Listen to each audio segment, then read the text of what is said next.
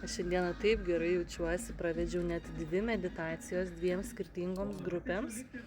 Streso paleidimo, atsipalaidavimo, pasikrovėme ir reiki energijos, pasiūliau dalyviams, niekas nebuvo bandęs ir girdėjęs apskritai, kas yra tas reiki. Tai pasiūliau pridėti ir jį, nors renginyje nebuvo to numatyta, bet man visada maksimaliai norisi žmonėm duoti naudos, maksimaliai tai, ką galiu. Dalis dalyvių užmigo, dalis dalyvių meditavo apskritai tik pirmą kartą, absoliučiai pirmą kartą. Bet jeigu turi tokią progą, tai būtinai dalyvaukite, nes tiek per asmeninės sesijas, tiek per grupinės ar ne meditacijas, arba per reiki būtent ar ne sesiją energetinio gydymo, tavo kūnas pasiema tik tiek, kiek jisai gali pasimti, kiek jis yra pasiruošęs pasimti. Tikrai nebus per daug ar tiesiog netilps. Kokia yra talpa, tiek ir pasiema. Kiek esi pats irgi pasiruošęs ar ne, kiek atsiveri, kiek nori priimti, tiek tavo kūnas ir pasiima.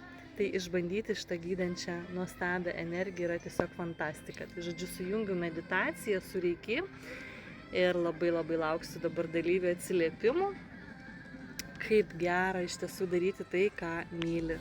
Be to, grupinės meditacijos aš esu vedusi, nes aš vedu ir renginiams, ir įmonėm, ir įstaigoms, ir gimtadienėms, ir merginoms, žodžiu, privačiom šventėm. Tikrai esu daugybę kartų vedusi tapybą su meditacija, bet reiki siūsti grupiai, būtent reiki energiją, tai tokie mano pirmieji kartai, bet jie man ir pačiai buvo tikrai fantastiški, buvo labai faina. Buvo labai gera, tai labai džiaugiuosi būtent, kad galėjau tai padaryti. Jeigu norėsit jūs išbandyti reiki energiją, tai galime pasidaryti asmeninės sesijas nuotoliu, ar ne? Galime pasidaryti gyvai, taipogi galime pasidaryti ir įmonėm, ar ne, ir grupėm, kaip ir tapyba. Vedu grupinius užsiėmimus su meditacija ir pačias meditacijas vedu.